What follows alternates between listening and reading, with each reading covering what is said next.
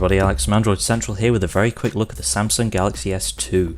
This is another big dual-core Android phone. It's a 4.3-inch device with a Super AMOLED Plus screen. So take a look at the hardware. Down here we've got the usual 3 buttons. Along the side we've got the volume rocker, and on the other side is the power button. We head around the top, we've got the speaker jack, and down the bottom is the USB port. If we take a look around the back, we've got an 8-megapixel camera with LED flash. Around the front there's also a 2-megapixel front-facing camera. So let's take the back off and see what's back here. We've got a SIM card slot, as you'd expect, and next to the battery we've got the micro SD card port. So if we clip the back panel back on, we'll boot the phone up and go into a bit more depth about the hardware. So this is a very slim, very light phone, weighs something like 116 grams, and that's pretty impressive considering the amount of hardware that's actually packed into here. We've got Samsung's new dual-core Exynos processor, which is running at 1.2 GHz. It's backed up by a full gigabyte of RAM, and you've also got 16 gigs of internal storage. And of course you can expand that by adding a micro SD card. Software-wise, we're running Android 2.3 Gingerbread, and on top of that we've got Samsung's TouchWiz UI. Latest version of that's version 4.0. So we're pretty much booted up now, and to unlock the phone we just grab the lock screen, pull in any direction, and here we are. We've got some initial startup stuff on the go here, but once that's dealt with, we'll see just how fast this phone is. And there we go, flipping from screen to screen, and the launcher is absolutely silky smooth. Even when there's stuff running in the background like network connections and media scanning, there's absolutely no noticeable slowdown in the UI whatsoever. And this is something of a running theme with this phone. It's really difficult to get it to lag in any noticeable way at all, and that's fantastic. So taking a closer look at the screen, we can see everything looks really great. Colours are nice and vibrant, the screen itself is really bright, and viewing angles are excellent as well, as you'd expect from a Super AMOLED display. Like I said, we've got TouchWiz 4.0 on here, and that gives you access to up to 7 home screens, customizable with some Google and Samsung widgets. You can also jump out and move home screens around too, which is nice. This is something that's in HTC Sense too. Now we're going to take a quick look in the settings menu and see exactly what we're running.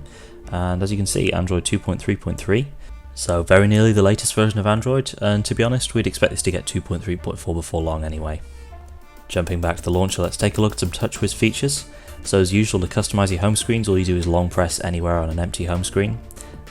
What's a bit different though is this little menu that pops up down the bottom. It gives you access to widgets, wallpapers, live wallpapers, folders, and that kind of thing. You also get these quick settings buttons in the notification area. This is something that's becoming a lot more common on phones from a lot of different manufacturers. Still a really nice touch though, and something that is definitely a welcome addition. Next up we've got the all-important browser test. This is a very important app on any smartphone, and one that really impressed us with its speed on the Galaxy S2. So we're going to start by taking a look at the front page of Android Central and see how the Galaxy S2 copes with all the images and multimedia on there. Something else you might notice right here is the keyboard. We've got swipe out of the box on this phone, but there's also a standard Samsung keyboard which works pretty well too. So it looks like we're loaded. Let's have a bit of a scroll around. It looks like even while the page is still loading, scrolling is still really smooth. Same goes for pinch to zoom functionality. And on the whole, the entire browser experience is really responsive and an absolute joy to use. You may notice a little bit of checkerboarding on more image heavy sites, but that tends to disappear after about a second or so, and that's not something that's really going to get in the way of your browsing. Generally speaking, the Galaxy S2's browser is mostly stock Android. There are a few small differences, like the interface for switching between tabs like you just saw. There's also the option to set a different brightness level for the browser compared to the rest of the phone, which is nice. So we're going to leave the browser now and take a look at an interesting little app called Keys Air. This is similar to the Desktop Keys application. It lets you manage all the content on your phone, except it works over a local network instead. So it's just a case of entering the address into a browser and you can see everything on your phone, which is fantastic. Next, let's head into the app drawer and see what's preloaded on here. We've got a Vodafone branded Galaxy S2, so as you can see we've got some 360 stuff on here, some Vodafone 360 apps.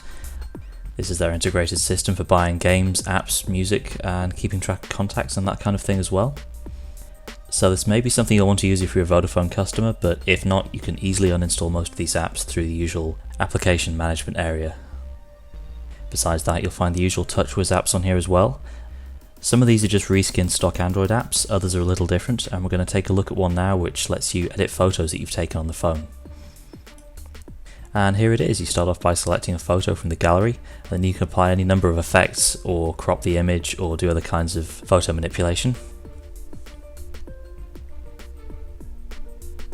Well, we've got one here, and we're going to mess around with contrast levels and maybe add a few blur effects as well. And while this is pretty simple and easy to use, there's actually a surprising amount of functionality included in there. So you can crop certain parts of the image or move images around, retouch certain areas. And while it's not going to replace a dedicated photo editing app like Photoshop, it is a great way of having a little extra control over photos that you've taken on the phone.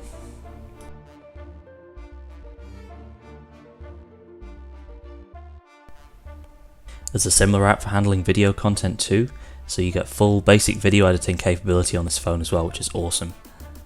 Some phones like the HTC Sensation let you trim video content that you've already recorded, but this is a step beyond that. There are all kinds of different filters and special effects that you can apply, which is a really nice touch. So there you go, that's about it for a quick look at the Samsung Galaxy S2. This phone's out now in Europe and Asia, and will be coming to North America in the months ahead. We're going to spend a bit more time playing around with this phone, and we'll have a full review written up for you shortly. Thanks for watching.